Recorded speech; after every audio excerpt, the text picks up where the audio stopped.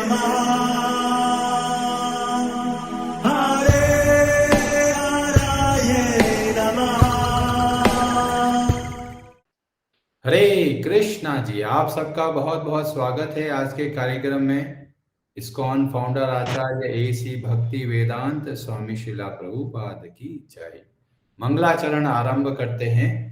ओम नमो भगवते वासुदेवाय, ओम नमो भगवते वासुदेवाय, ओम नमो भगवते वासुदेवाय। ओम अज्ञानतिमिरान्धस्य ज्ञानाञ्जनशलाकया चक्षुरुन्मीलितं येन तस्मै श्रीगुरवे नमः। श्रीचैतन्यमनोभीष्टं स्थापितं येन भूतले स्वयं रूपः कदा मह्यं ददाति स्वपदान्तिकं। वन्देऽहं श्रीगुरु श्रीयुतपदकमलं श्रीगुरून् वैष्णवांश्च। श्रीरूपं साग्रजातं सहगण रघुनाथान्वितं तं सजीवं साद्वैतं सावधूतं परिजनसहितं कृष्ण चैतन्यदेवं श्रीराधाकृष्णपादान् सहगण ललिता श्री विशाखान्वितांश्च। नमः ओम विष्णुपादाय कृष्णपृष्ठाय भूतले श्रीमते भक्तिवेदांत स्वामिनिति नामिने। नमस्ते सारस्वते देवे गौरवाणी प्रचारिणे निर्विशेष शून्यवादी पाश्चात्य देश तारिणे। नमो महावदन्याय कृष्ण प्रेम प्रदायते कृष्णाय कृष्ण चैतन्य नाम्ने गौरत्विषे नमः।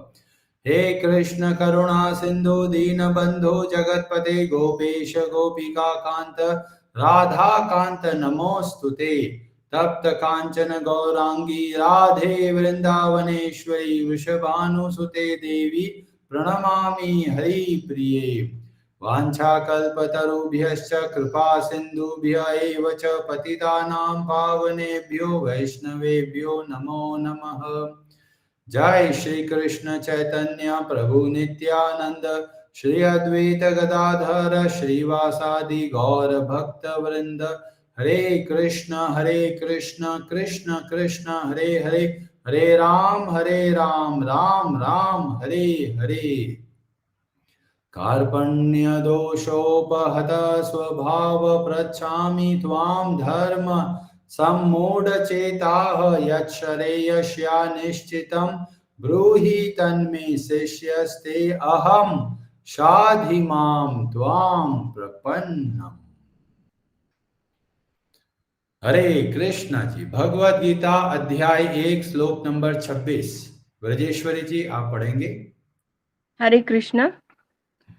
तत्र अपश्यत् स्थितान् पार्थ पितरन् अथ पितामहान् आचार्यान् मातुलान् भ्रातॄन् पुत्रान् पौत्रान् सखींस्तथा श्वशुरान् सुहृदश्चैव सेनयोरुभयोरपि।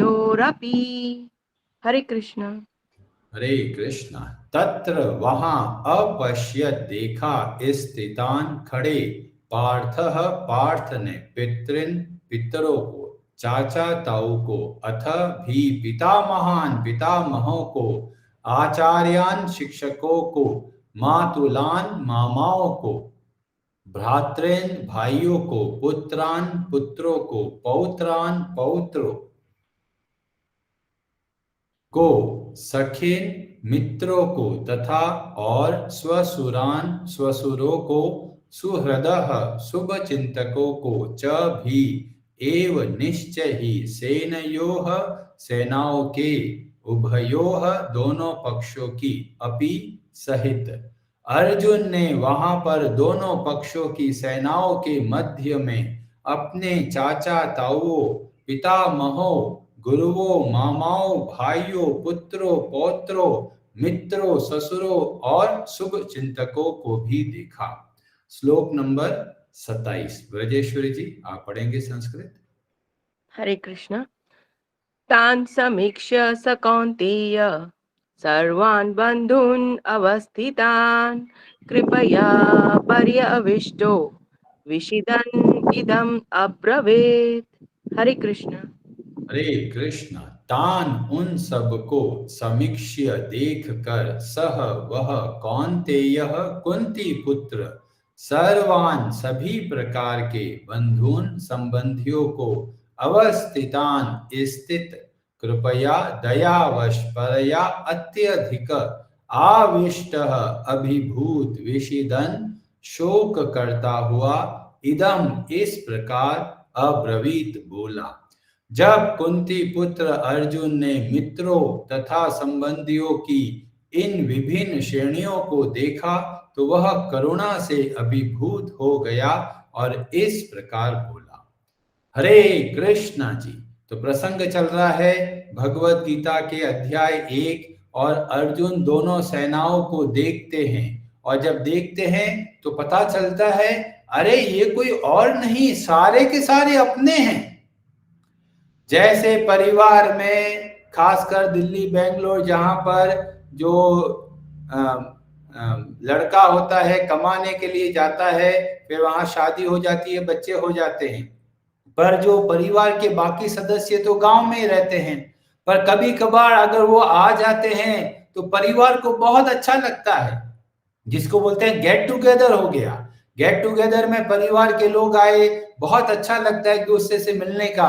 और यहाँ पर ऐसा ही एक गेट टुगेदर है, ऐसा ही एक मिलन सम्मेलन है, पर ये कैसा है, यहाँ पर कुछ और बात होने वाली है।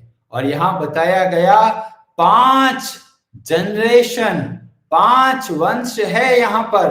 पितामह मतलब दादाजी, पिता, फिर पुत्र, फिर पौत्र और उन खुद का, ये 5 जनरेशन के लोग वहां पर है और सारे के सारे अपने ही लोग हैं। कोई दोस्त है, कोई किसी का रिश्तेदार है, और इतने सारे लोगों को देखकर अर्जुन के मन में बहुत दया का भाव आ गया। अब कई लोग सोचेंगे अरे कुछ समय पहले 8-10 महीने पहले ऐसा ही अवसर मिला था, और यह प्रसंग है जब पांडवों का अज्ञातवास पूरा होने वाला होता है। उसके अंतिम दिन कौरव लोग युद्ध के लिए आ जाते हैं विराट के राजा के पास, और विराट में युद्ध होता है और उस समय अर्जुन अकेला होता है, और जो सारथी भी होता है कोई ज्यादा एक्सपीरियंस वाला नहीं होता, जो विराट के राजा का बेटा होता है। तो पहले तो विराट का राजा का जो बेटा होता है देखते ही कौरवों को डर से कांपने लग जाता है, अरे महान योद्धा आ गए हमारे राज्य में, हम क्या करेंगे। अर्जुन बोलता है घबराओ मत, मैं युद्ध करूंगा। और अर्जुन ने उस समय भी ऐसा ही प्रसंग देखा। पूरी की पूरी कौरव सेना खड़ी है, भीष्म पितामह भी है, द्रोणाचार्य भी है, कृपाचार्य भी है, कर्ण भी है, सब के सब लोग हैं। पर उस वक्त ऐसा भाव नहीं आया जैसा भाव अभी इस समय जो युद्ध का स्तर आ गया उस समय है। तो ऐसा क्यों अंतर आया? उस समय विराट के युद्ध में अर्जुन का भाव यह था कि इनको मुझे मारने की आवश्यकता नहीं है, केवल हराना ही बहुत है, क्योंकि उनका विराट के युद्ध में मारने का उद्देश्य था ही नहीं, उनके पास अवसर था। अर्जुन सोचते थे शायद अब कौरव लोग सुधर जाएंगे, तो थोड़ी एक संभावना थी, और इसलिए उस समय उतना या उस समय विषाद हुआ ही नहीं। पर अब जब कौरव और पांडव बड़ी भयंकर मात्रा में जो सेना खड़ी है, अब अर्जुन के मन में दया का भाव आ रहा है, क्योंकि जो शांति का प्रसंग है वह रास्ता भी बंद हो गया। अब सामने केवल एक है और वह है मृत्यु। और यह बात समझकर अर्जुन के मन में बहुत दया का भाव आ जाता है, और इसलिए अर्जुन अब चिंता करने लग गए। और यहाँ पर कौन्तेय शब्द का प्रयोग करके बताया कि ये कुंती के पुत्र है, और कुंती के जो चरित्र है उसमें दया का भाव बहुत देखने को मिलता है, और यही भाव उनके पुत्र मतलब अर्जुन के अंदर देखने को मिल रहा है। और कई लोग तो सोचते हैं अरे अर्जुन युद्ध नहीं कर रहा, ये तो बहुत अच्छी बात है, पर वास्तव में हमको समझना चाहिए कि क्या परिस्थिति में किस सिद्धांत को अपनाना है। कई लोग सोचते हैं हमेशा सत्य बोलना है, पर कभी कभी ऐसी परिस्थिति आती है सत्य बोलने से ज्यादा नुकसान हो जाता है। और यहाँ पर जो दया का भाव दिख रहा है वो वास्तव में इस परिस्थिति के लिए सही नहीं है। ये ऐसा ही है कि अगर अपने भारत देश में टेररिस्ट आ जाए और टेररिस्ट को देखकर आर्मी वाले सोचते हैं अरे दया करना चाहिए इनके ऊपर, और अगर दया का भाव रखा तो क्या करेंगे, वो टेररिस्ट उस आर्मी वालों को भी मार देंगे और बाकी जो सिविलियन है उनको भी बहुत तकलीफ देंगे। और ऐसे समय में दया का भाव नहीं होना चाहिए, और अर्जुन के अंदर दया का भाव आ गया। यह वास्तव में ऐसा लग रहा है कि सिद्धांत तो लगाया पर वो सिद्धांत सही जगह पे नहीं लगाया।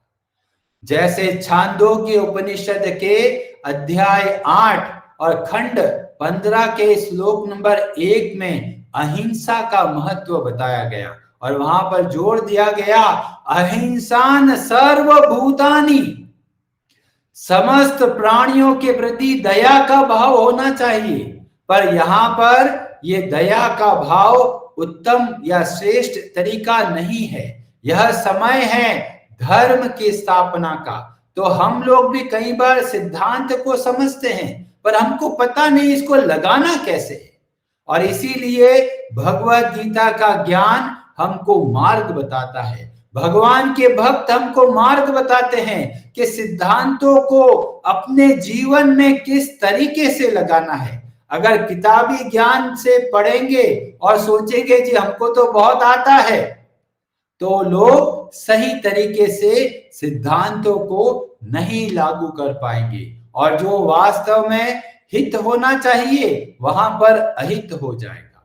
और एक बहुत महत्वपूर्ण बात हमें देखने को मिलती है, कई बार जीवन में विपत्ति आ जाती है, जीवन में दुख आता है। अर्जुन के जीवन में ही ऐसा दिख रहा है, बहुत शोकग्रस्त हो रहे हैं। आने वाले श्लोकों में पता चलेगा अर्जुन रोने लग रहे हैं। और हमारे जीवन में भी कई बार ऐसी परिस्थिति आती है, पर जीवन में दुख आता है इसका मतलब दुर्भाग्य नहीं है, ये हमको कुछ शिक्षा भी दे सकता है। जैसे कि अर्जुन की परिस्थिति में विपत्ति आ गई है, अर्जुन घबरा रहे हैं, उनका शरीर कांप रहा है, पर ये वास्तव में ऐसी परिस्थिति है जो आगे चलकर बहुत फायदा देने वाली है। तो हमारे जीवन में दुख आ जाए, विपत्ति आ जाए तो घबराना नहीं है, डर के नहीं बैठना है अरे विपत्ति से कैसे बाहर निकलूं। जो जीवन में दुख मिला है उससे हमको शिक्षा मिलती है, और वह शिक्षा लेने का हमको प्रयास करना है। और भगवत गीता हमको यही सिखाएगा कि हमारे जीवन में भी दुख आएगा, परिस्थिति ऐसी आएगी हम विचलित हो जाएंगे, पर भगवत गीता का ज्ञान हमारा बहुत सहयोग करेगा, हमें एक मार्ग बताएगा कि किस तरीके से ऐसी विपत्ति से किस तरीके से हम बाहर निकल सके। तो ये बहुत अद्भुत प्रसंग है हम सबके जीवन के लिए।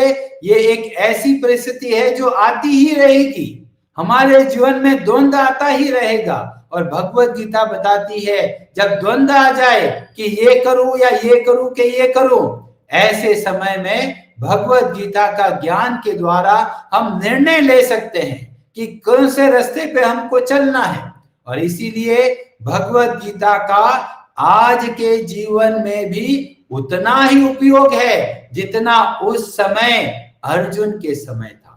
इसलिए भगवत गीता को अच्छे से समझना है और सिद्धांतों को समझकर अपने जीवन में उतारना है।